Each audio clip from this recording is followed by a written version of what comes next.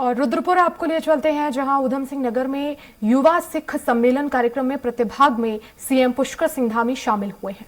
सुलझाने में विश्वास करते हैं, इसीलिए बहुत सारे, अभी मैं थोड़ी देर में बताऊंगा, आज विदेशों में रहने वाले अप्रवासी जो भारतीय हैं उनकी चिंता भी हमारे प्रधानमंत्री मोदी जी के नेतृत्व में हो रहा है।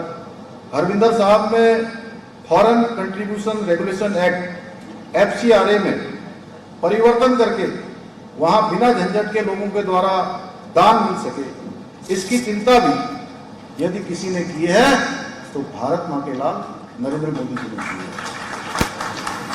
लंगर में GST न लगे, लंगर में GST न लगे, इसकी चिंता करने वाला भी अगर कोई है तो वह भी आदरणीय नरेंद्र मोदी जी।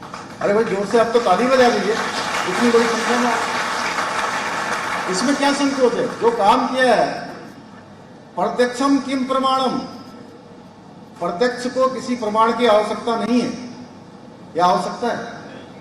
ये मैं जो बोल रहा हूं सच बोल रहा हूं ना जी। अरे भाई बोलिए ना उधर से, लाडी जी बोलो, उधर वाले बोलिए जरा, मैं जो बोल रहा हूं। तो इतना मतलब इतनी शांति क्यों है? तो एक बार जयकारा लगाइए ना वहां से।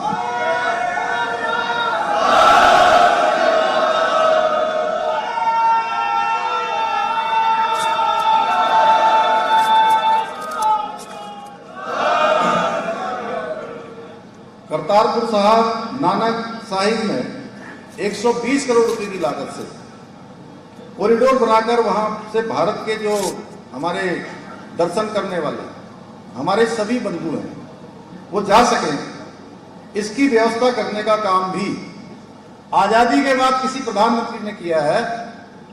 वह काम भी नरेंद्र मोदी जी ने किया है। भाइयों बहनों, इस देश के अंदर और भी सरकारें रही हैं और देश की आजादी के बाद 60 वर्षों तक एक ही पार्टी का शासन रहा है। 60 वर्षों तक एक ही पार्टी का शासन रहा है, उसमें से भी 55 सालों तक एक परिवार का शासन रहा है।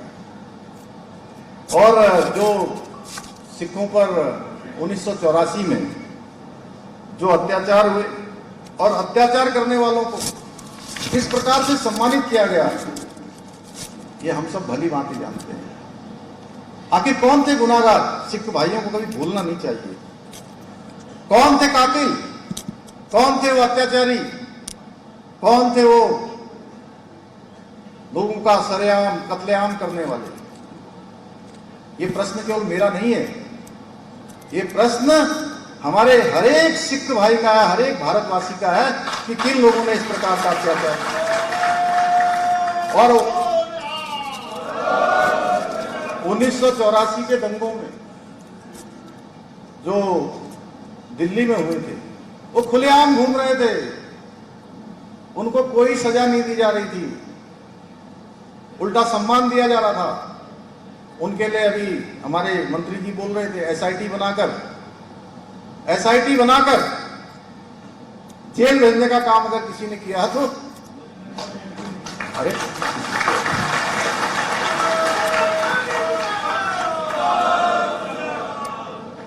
ये जितनी बातें मैंने बोली, कोई गलत बात तो नहीं बोली जी, कोई झूठ तो नहीं बोला जी। हाँ वैज्ञानिक जी, तुसी दसो जोर से, क्या बोल रहे भाई? अफगानिस्तान की जो तालिबानी हुकूमत थी, वहां से पवित्र गुरु ग्रंथ साहब को ससम्मान भारत लाने का काम अगर किसी ने किया,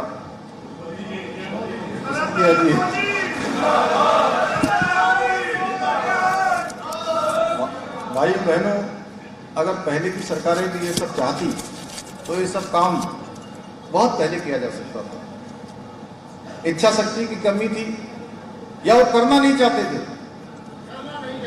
जिसका दुखद परिणाम ये हुआ कि आज सत्ता को पाने के लिए विपक्ष को धुर विरोधी जितने दल हैं जो एक दूसरे से बात भी नहीं करते थे, आज गलबैया कर रहे हैं, आज गठबंधन कर रहे हैं।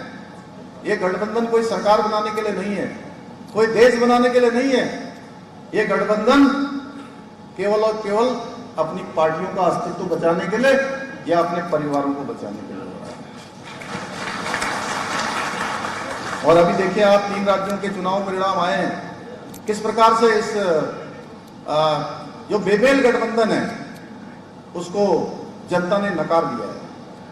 सेमीफाइनल था इस बार का चुनाव और इस सेमीफाइनल में तीनों राज्यों में जिस प्रकार से प्रचंड बहुमत भारतीय जनता पार्टी को दिया है नरेंद्र मोदी जी के नेतृत्व में, वो इस बात का प्रमाण है। वैसे तो आप सभी जागरूक हैं, फिर भी मैं आप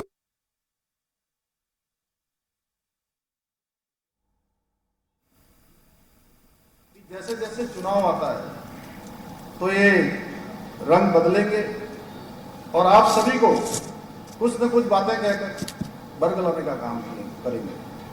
लेकिन हमें इस बार ये मैंने जो 4-5 चीजें मैंने इसलिए रखी कि कम समय है, बहुत देर से आप आए हुए हैं, बहुत भाषण आपने यहाँ से सुन लिए हैं, मैं उनको दोहराना भी नहीं चाहता।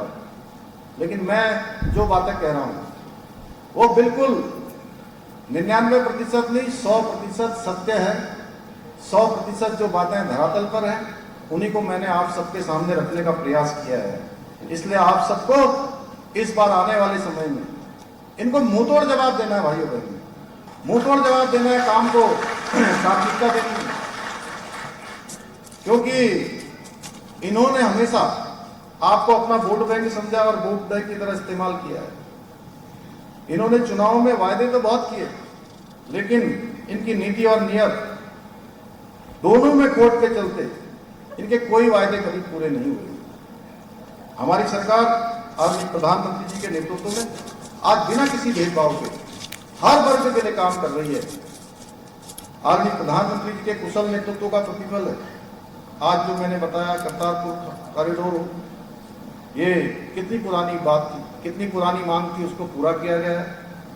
26 दिसंबर को वीर बाल दिवस, साहबजादों की शहादत को याद करने के लिए पहली बार देश के अंदर मनाने का ऐतिहासिक निर्णय लिया गया है।